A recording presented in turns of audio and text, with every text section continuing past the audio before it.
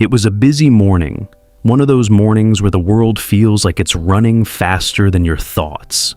Cars rushed past, like they were chasing time itself. People walked quickly, their eyes fixed on their phones, their minds filled with deadlines, worries, and endless plans. No one had time. No one ever does. But in the middle of that noise sat a man who had nothing but time.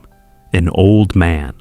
He sat quietly by the roadside, almost invisible to the world rushing around him. His clothes were worn out, faded by years of sun and struggle. His hands trembled slightly as he held them close to his chest. Not because of the cold, but because of life. In front of him was a small metal bowl. Empty. Not a single coin, not even the sound of hope. Beside the bowl lay a piece of cardboard, rough, torn at the edges. On it, written in shaky letters, were simple words. Blind, please help. That was all. No story, no explanation, just a label and a plea. People passed by him, dozens, hundreds. Some glanced at him for a second, then quickly looked away, like eye contact would somehow make them responsible. Some didn't even see him at all. Others saw him, but chose not to feel anything, because feeling takes time, and time is expensive. The old man sat there in silence, listening to footsteps that never stopped, listening to voices that never spoke to him, listening to a world that had already decided he didn't matter. Then, something different happened. A young man was walking down that same street. He wasn't rushing. He wasn't distracted. And for some reason, he stopped. Not because he had extra money, not because he was looking for someone to help, but because something didn't feel right. He looked at the old man, really looked at him. Not just his torn clothes, not just the empty bowl. He saw something deeper. Loneliness, silence, and a quiet kind of pain that doesn't scream, but slowly breaks you from the inside.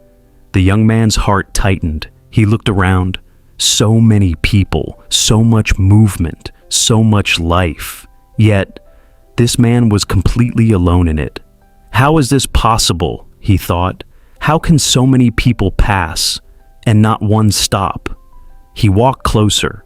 The old man didn't react. Maybe he was used to footsteps that came close, but never stayed. The young man looked down at the bowl, still empty. Then, he looked at the cardboard sign. Blind, please help. He stared at those words for a moment, and then something clicked in his mind. These words are not wrong, he thought, but they are not enough. He gently picked up the cardboard. The old man noticed the movement. His head turned slightly. He could hear someone there, doing something, but he said nothing. Because when life has disappointed you enough times, you learn not to expect anything. The young man reached into his pocket. He pulled out a thick black marker. He paused for a second, thinking carefully. Then he turned the cardboard to the other side and began to write, slowly, carefully, every word chosen with intention, every letter carrying meaning. When he was done, he placed the cardboard back beside the bowl. He didn't say anything. He didn't explain. He simply gave one last look at the old man and walked away. For a few moments, nothing happened. The world continued as usual. Cars, footsteps, noise. The old man sat quietly, unaware of what had changed. But then, something unusual happened. A coin dropped into the bowl. Clink. The old man slightly raised his head. Then another coin, clink, then another, and another. Within minutes, that empty bowl was no longer empty. It began to fill. Coins, notes, small kindnesses from strangers. People started stopping. Some bent down to drop money. Others stood for a second, just looking at the sign, before reaching into their pockets. Something had shifted. The same people, the same street, but a completely different response. The old man was confused. What is happening? He wondered. This has never happened before. He could hear the difference. He could feel it. For the first time in a long time, people were not just passing him. They were noticing him. He couldn't see the sign, but he knew something on that cardboard had changed everything. After some time, the old man reached out and gently stopped a passerby. "Excuse me," he said softly. "Can you please tell me what is written on my sign?" The stranger paused, then looked at the cardboard. A small smile appeared on his face. "It says," he replied, "it's a beautiful day. You can see it. I cannot." Silence. The old man froze. Those words hit deeper than he expected. Not because they were complicated, but because they were true. Painfully true. He sat there, absorbing it. For years, he had told the world what he was, blind, but today, someone had helped the world understand what he felt, and that changed everything. You see, the first message was a fact. Blind, please help. It told people what was wrong, but it didn't make them feel anything. And without feeling, people rarely act. But the second message, that was different. It's a beautiful day. You can see it. I cannot. That didn't just inform people. It connected with them. It made them pause. It made them imagine. It made them realize something they usually take for granted. The sunlight, the sky, the simple beauty of a normal day. Something so ordinary suddenly became valuable. And in that moment, they didn't just see a blind man. They felt his world. And when people feel, they care.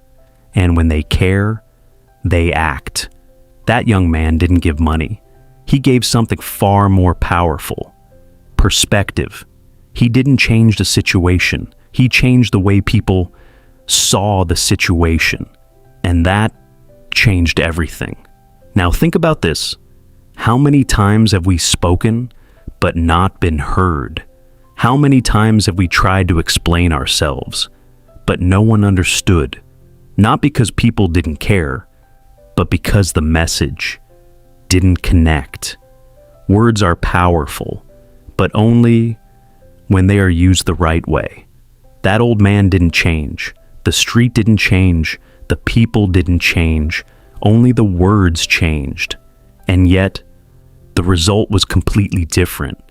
This story is not just about a sign. It's about life. It's about communication. It's about understanding human hearts.